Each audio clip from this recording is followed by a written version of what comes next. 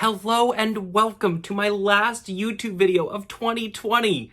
What? My name is Jason. You may also know me as Ezeekat. I am so glad you're here. Oh my gosh, I can't believe what a crazy year this has been. I mean, really, I know we say that every year, but like really, cannot believe what a crazy year this has been. Before we jump in, I just want to quickly say thank you to all of you. Thank you to everyone who watches my stuff here on YouTube. If you're from TikTok, if you're from Instagram, wherever you're from, this year has been really hard for a lot of people, and I'm not going to say it's been easy for me, but I feel truly fortunate to have found this platform and found this way of expressing myself through the internet and being able to share my love of reading with all of you. And all of that happened this year. So while 2020 was extremely challenging, I'm also really grateful for some of the things that happened this year. And I'm grateful for all of you for being here.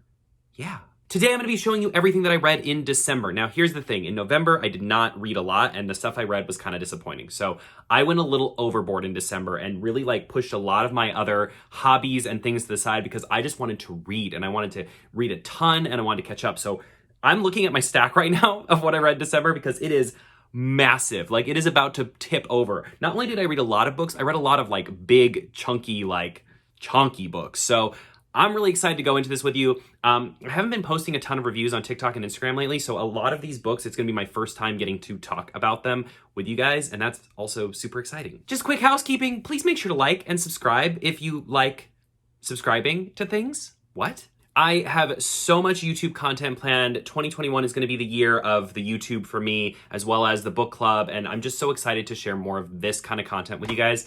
I feel like I finally have kind of found my groove of what kind of videos I like to post here. So that's really exciting. So make sure you subscribe. I'd love to see you again. I mean, if you don't want to see me again, understandable. Because, holy bananas, this is a long list. I feel like I'm just killing time because I'm scared of jumping into it, but it has to be done. It must be done. Let's get started. Oh, one more thing. So tomorrow I'll be releasing a bunch of videos announcing the first ever Ezeekat's Book Club choice book. And I just wanted to put a little teaser. The book that will be chosen for that is in this stack of books. I did read it in December, so maybe you can guess what it'll be. I mean, you don't have long to wait. It'll be that video will be out in less than 24 hours. So, but if you want to guess, What is this? I did a singing TikTok today, and I feel like now I'm just gonna be jazz hands all day. So I apologize in advance. Here we go. So first up in December, the very first thing I read was an awesome book called The Other Side of the Sky. Okay, so this one is by Amy Kaufman and Meagan Spooner.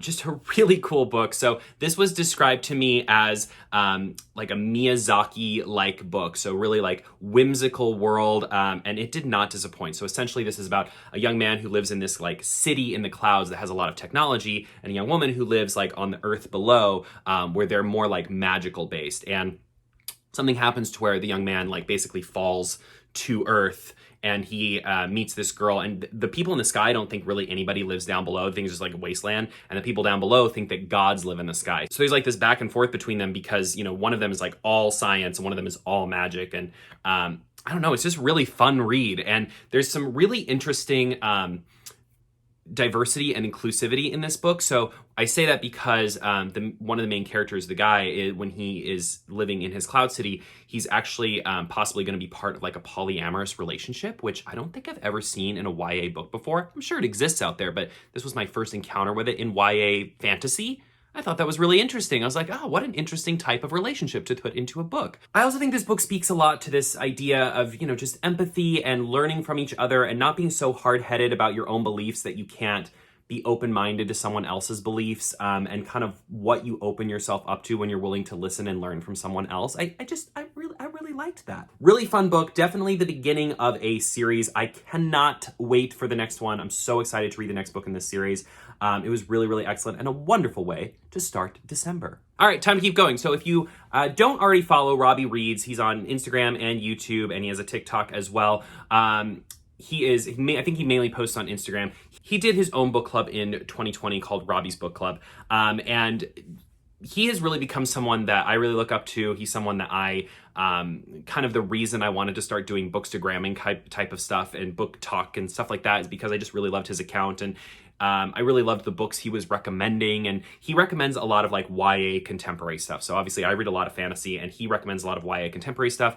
And a lot of the books that he recommended really early on in this book club I had never heard of before, and they were just excellent reads. You know, you guys hear me talk about The Gravity of Us by Phil Stamper. That was a recommendation from Robbies Book Club. So I was really excited to hear about his December choice, which ended up being Keep My Heart in San Francisco, which was by Amelia Diane Coombs. So this book's really interesting. It's about this young lady who wants to essentially keep her dad's bowling alley open. It's like this old, like broken down bowling alley because she feels like if it closes, they're going to have to leave San Francisco, and she loves San Francisco. So it kind of has this enemies to lovers vibe where she and her like used to be best friend end up like teaming up to bowl and to basically like hustle adult bowlers for money to try and make enough money to save the bowling alley. Her and her best friend had like a falling out because he kind of revealed some information about her family that she didn't want revealed, and she felt like it was a betrayal. And so when they come together to start this like bowling together thing, of course, like, you know, like, oh, you and I, we're, you know, we don't like each other anymore, but secretly they do like each other, right? Like, it's like a really cute, like little rom-com, but it also deals with some different like mental disorders. It deals with things like bipolar disorder. And I think it deals with it really, really well in a really accessible way. And I think it's great to see more of that in young adult books, because I think a lot of young adults are going through that. And you know, I think it's great for them to see it presented in literature. And I think it's also great to see people kind of, you know, getting diagnosed, getting help.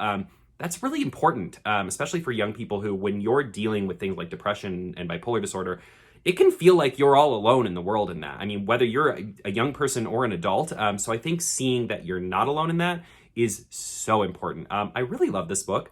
It was really charming. It was really lovely. It was really cute. Just like a light, fun rom-com. I don't even care that much about bowling, and I just found myself really enjoying this one. I read it in like a day and a half, so highly recommend if you're looking for a like cute rom-com with some deeper pieces and elements to it. Check it out. This next one, I actually read the first 2 volumes of this. I read them at different times in the month, but I'm going to just lump them together so we can talk about it all at once. So I read the first 2 volumes of Heartstopper, which is by Alice Oseman. If you like cute gay things, I cannot recommend Heartstopper enough. It's so adorable, and it's so cute, and it's so relatable, and it's so lovely, and I love the characters, and I love the art, and both of these I read in one sitting. So when I read this one, I read it in one sitting, and then I got this one and again read it in one sitting. And volume 3 comes out on Tuesday. I'm getting it. I'll probably read it in one sitting. It's just lovely, and it's light, and it's fun, and it's cute, and it's, like I said, it's just lovely. I really highly recommend it if you're looking for something. Like I said, this is a graphic novel. But if you're looking for something that is LGBTQ friendly and just super cute and just, it's just lovely. If you like stuff like, I know I've said it's lovely 1,000 times, but it really is. If you like stuff like Simon versus the Homo Sapien Agenda, or The Gravity of Us, or What If It's Us, things like that, I think you'll really love Heartstopper. I can't recommend it highly enough. It's probably one of my favorite graphic novel series that I've read this year, if not ever. So check out Heartstopper.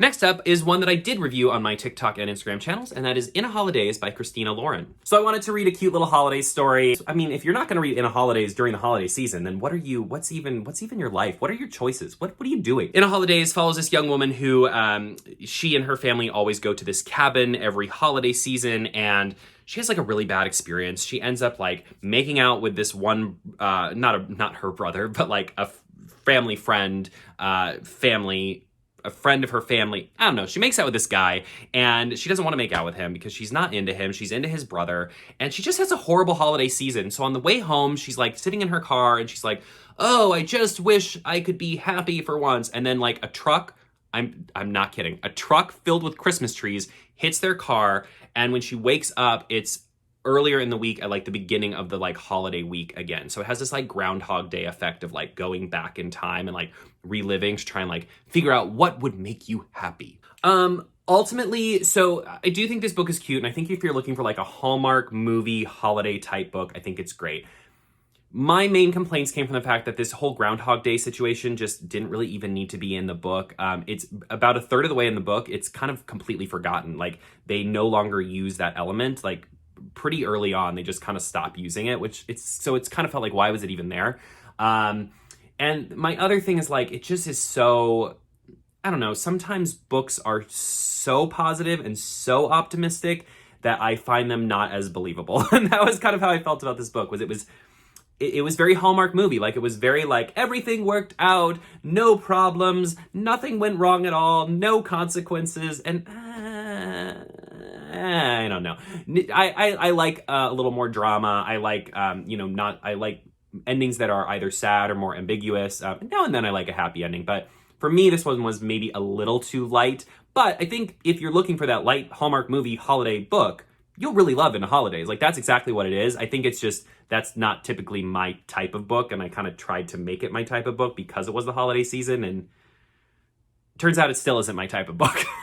But I don't, like I said, I don't necessarily think it's a bad book. I think it just wasn't necessarily for me. So that's In the Holidaze. Okay, so next up is the first, like, chunky book of this stack. And like I said, there are a few chunky books, but I read To Sleep in a Sea of Stars by Christopher Paolini. Okay, so first and foremost, why? Now listen, I am fully aware that this probably had nothing to do with the author. I doubt that this was his call. Typically cover design and stuff is all on the publisher, but to not put the title anywhere on the spine and just put his name is just, I don't like it. It's hard, first of all, when you're just organizing on your shelf, but I also just think it's like super pretentious. Like that it almost makes it feel like your book itself doesn't matter. What matters is the author themselves. And I just am not in love with that. And so now that we got that out of the way, I think it's especially bad that they like sold this book on the name instead of the book itself, because I think the book itself is pretty darn good. It's a sci-fi adventure. It deals with this woman who, she's part of this like team, and they're like routinely getting planets ready to be like cultivated. And she goes on this like routine mission to check something out, ends up awakening this like ancient artifact that then bonds with her body and is like a bodysuit that can do cool things. And all of this launches the galaxy into this like interstellar war. And so you follow her as she kind of navigates this new world of having these powers and being involved in this war. And I really liked it. Like, the characters are really interesting. You know, she ends up on this ship and we get to know a lot of the characters on the ship, and they all have like interesting backstories. They all have very unique voices. It's a really fun space adventure. I'm not a huge sci-fi fan. I mean, which is to say I just don't read a ton of sci-fi, though I'm trying to read more. And even so, I found this book really accessible. I think it does borrow pretty heavily from a lot of things, which is why it was accessible. You know, it borrows definitely from like Firefly, definitely borrows from Alien. So I think the fact that it borrows so much made it more accessible because I could kind of like relate things to other things. Probably my big complaint about the book, other than the spine, is that I think it is a little too long. So listen, I think books can be as long as you need them to be. I don't think there's such a thing as like a maximum page count necessarily.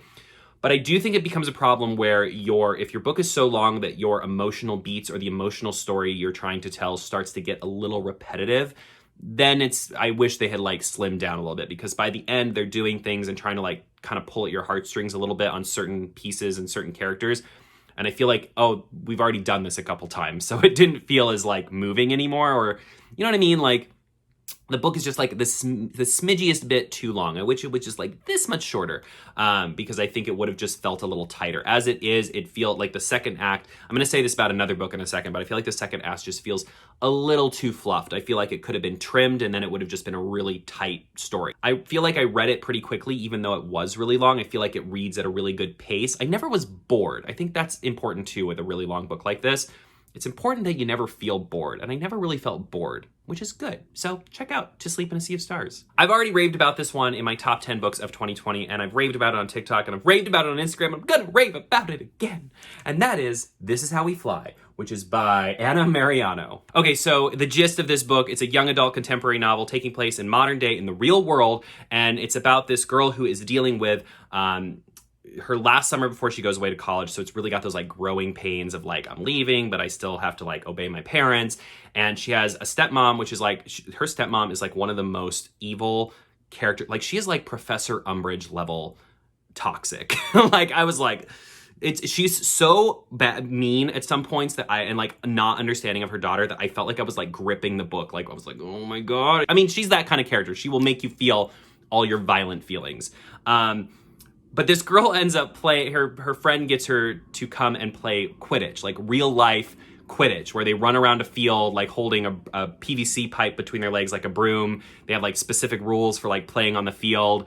It's really cute and it's really fun. But what stands out about me most of this book is that it really speaks this language to young people of this idea that this young girl, it's, just seeing through her eyes, she's just coming out of high school. So she just really doesn't have the means to make the big sweeping changes she wants yet, right? Like, yes, coming up in high school and coming out of high school, you do have the ability to start creating change in the world, but not the like big sweeping, like world changing change that she and other people like her want to see. And it's frustrating. It's frustrating to be like, God, I just want, so a great example is she feels like she's kind of struggling with her sexuality, and she has a friend who has come out as gay, and her parents, are just keep making like these snide comments of like, well, of course we support your friend, but we're just really glad you aren't that way, right? Like things that parents say that they don't realize are really troubling or problematic. And she deals with a lot of things like that in this book. And it's just like the first time I've seen it just done so well in a book. Like I said this in my top 10 books review, but Anna Meriano just makes speaking the language of young people and what is important to them. She just makes it seem so easy. I wish other authors found it as easy to speak to these issues as she makes it seem like it is, because it's really just done so well here. I didn't mention this as my top 10 video, and I kind of regretted not mentioning it after the fact, but I do want to mention that one of my biggest worries going into this book was, how can you have a book talking about all this social justice stuff and not mention all the issues with J.K. Rowling, right? They do mention it. It is mentioned in the book. It is addressed, and it's done in a really like classy way. But like I said in my top 10 review, I really loved This Is How We Fly. I thought it was excellent. I feel like not enough people are talking about it.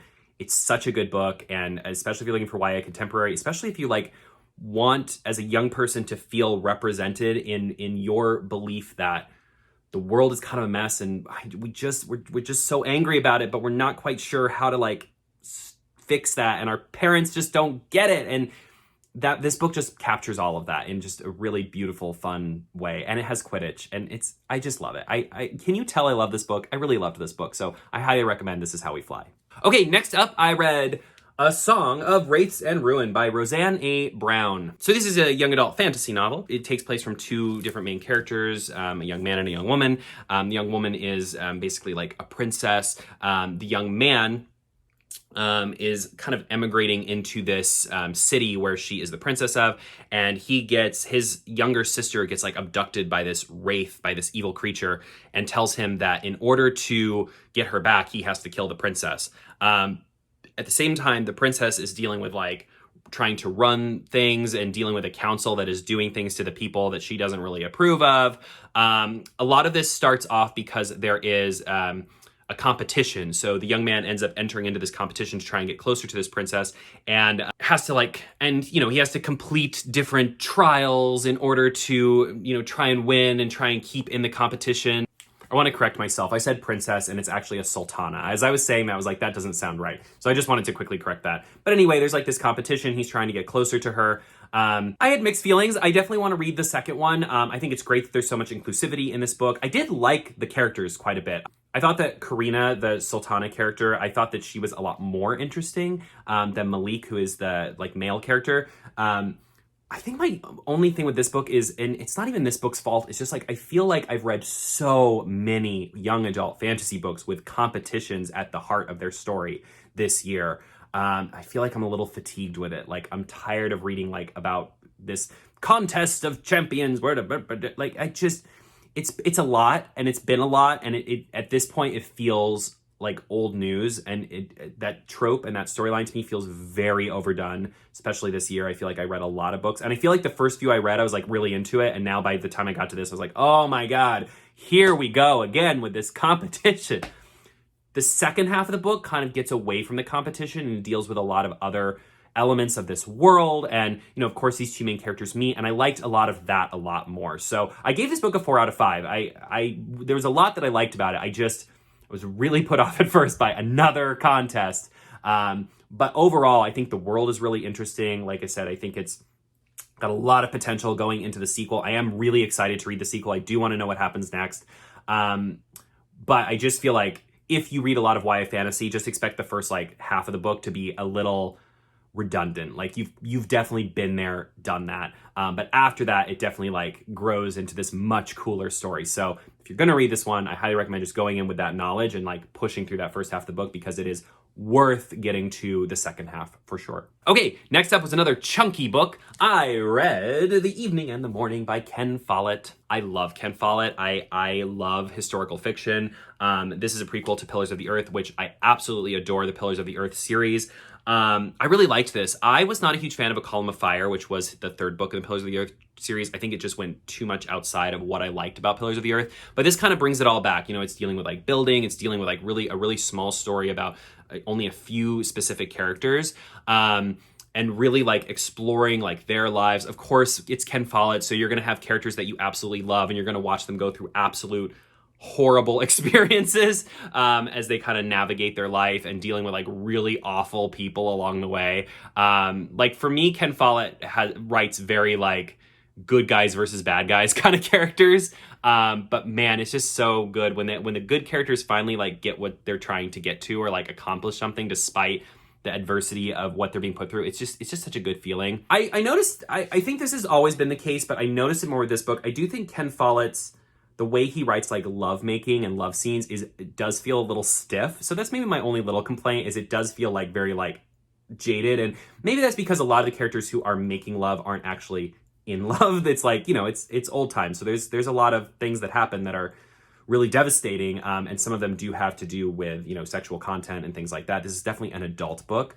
But overall, really great story. Really awesome time to see. Oh, one other complaint I had.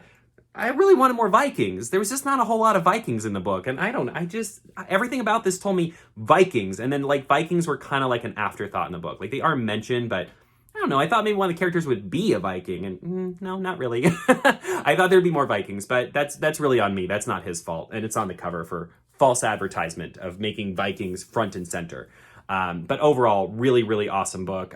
Just great to see. And it's a prequel to Pillars of the Earth, and it does really treat itself as that. Like you really get to see how Kingsbridge came to be in the state that it is in Pillars of the Earth. And that was really fun, actually. I didn't, you know, it's like going into Pillars of the Earth, I don't think I thought like, oh man, I wish I could see what happened before. But it was really rewarding to see what happened before, and I appreciate that. So really liked this one, The Evening and the Morning. Really quickly, I'll just mention that if you were at any of my live readings, you know that I read The Hobbit by J.R.R. Tolkien. Haven't read this one since I was in middle school. Really super fun. I got to read it live with you guys, and it was just a blast. I'm looking forward to continuing reading Fellowship of the Ring. Such an interesting writing style. This is my first time reading Tolkien as an adult, and it's interesting because I feel like sometimes I think he's brilliant, and sometimes I think he writes like a 6-year-old that had no editor. It goes back and forth. He just has such a unique writing style, and it clearly was not edited to the standards that things are edited today. There are whole sentences that just go on for like half a page, and it's like, where does this end? Are there commas? Are there punctuation? I don't even know. But I really enjoyed the story. I think it's just so quirky and interesting and fun and adventurous. And yeah, I'm really excited to start on the Fellowship of the Ring. So thank you guys for everyone that joined me on TikTok to read this live. Thank you so much. It was a lot of fun. Okay, so next up, I read Zero Repeat Forever, which is by G.S. Predergast. Now, many of you might already know the story of this book, but essentially this was released and did not do super well. And then there was a sequel, and the publisher, you know, wasn't really interested in the third book because the first two didn't do so well. But then because of TikTok and Instagram, suddenly then this past year, this book is like exploded and people are really, really talking about it all of a sudden. So they're kind of trying to figure out like, will there be a third one? Who will have the publishing rights? There's all this, you know, up in the air kind of stuff. But she was kind enough to send me the first book, so I gave it a read. So this is an interesting one to talk about. And part of the reason I haven't done a full review on TikTok yet is because I don't know if I can formulate my thoughts into 60 seconds. So I'm going to see how quickly I can do it here, and then we'll see if I can devolve it into a TikTok review. I think this is a great book for the people who like this type of book. So this book has a lot of elements of Beauty and the Beast and a lot of elements of Twilight. And I say that because it definitely has that like enemies to lovers vibe. It even has kind of that like woods type vibe that I think about when I think of like Twilight or Beauty and the Beast. It has two characters kind of getting to know each other that are completely like the male character is not even a human really. He's like an alien robot type thing. It's very sci-fi. So it's like Beauty and the Beast, but sci-fi, if you can imagine. It's just interesting to see how they communicate because they have to communicate through like sign language and things like that. I think there's a lot of great choices made here. I am not a huge fan of this type of romance story. Obviously, you guys know I'm not a huge fan of things like Twilight. Even like Beauty and the Beast, I love the movie, but I like in theory of what that story is about like, you know, a young woman basically being like imprisoned until she falls in love with someone. I don't like that in theory, but I do enjoy the movie Beauty and the Beast. However, all of that being said, I think it was still really fun. So I think it's to this book's credit that even though it definitely just, I knew going into it, and even after the first like 100 pages, I was like, this is definitely not my jam, like not the kind of thing that I would typically be into. But the fact that I still enjoyed it, I think says a lot about this book. I think that is actually a very good thing. So I think people that do like this type of book are absolutely gonna love it, because if somebody who doesn't even typically like this kind of story enjoyed it, I think that's probably really good news for people who do like this type of story. I actually do think I'll read the sequel. At first when I finished this, I was like, I don't know if I want to read another one. But the more I think, like this book keeps coming up in my head and I keep thinking about aspects of it, I'm like, you know what? I'd really like to see what happens next. I really like the ending. I feel like the ending, I looked on Goodreads and I feel like the ending is kind of like people go back and forth. Some people love it, some people hated it. I thought the ending was really cool. And I think that the ending itself actually made me want to continue reading the story. I do feel like the main character, I feel like she makes a lot of weird choices or like bad choices. But like I said, that's kind of indicative of this kind of a story, right? Like you think about characters like Bella or Belle in Beauty and the Beast. I feel like they both make kind of bad, poor life decisions that end them up in these situations they're in. And I definitely kind of felt that about her. And I felt that, you know, about Bella, about Belle, all those characters. I think that's kind of just part of this type of story. There were some really cool things done with just literature. I really like how they interpreted some of like Edgar Allan Poe's writing into this story in a really cool way. So if you're looking for dystopian, YA, sci-fi, Beauty and the Beast, check out Zero Repeat Forever. I think you'll like it. So next up, I read a book that I just reviewed, and I reviewed it very highly, which was These Violent Delights by Chloe Gong. So this is a reimagining of Romeo and Juliet taking place in 1926 Shanghai. Roma Montagov and Juliet Tsai are our main characters, and they are part of warring gangs, and they're also dealing with a monster that has come to Shanghai that is essentially making people claw their own throats out. Ugh. So I'll essentially just repeat some of what I said in my TikTok and Instagram reviews, which is that this book is extremely fun. Like, it's very entertaining. There are just some really awesome moments. Like, there are moments that were you to see them on, like, in a movie screen, like, people would gasp or you'd be, like, cheering, or it feels like that kind of experience. Like, there are just some really good cinematic moments. I do think, kind of like I said with To Sleep in a Sea of Stars, I think the second act is slightly bloated. I think there's a little too much of it, and I think it could have been trimmed down. I think especially there's this situation of people clawing their throats out, right? It's not really a spoiler because it literally happens on like the first page or two. So I feel okay saying it. But what I will say is I feel like every chapter kind of ends with like a hook of something that makes you want to keep reading, right? And that's a good thing. But many of those hooks oftentimes are people, and especially like unnamed rando characters clawing their throats out because this monster has gotten to them.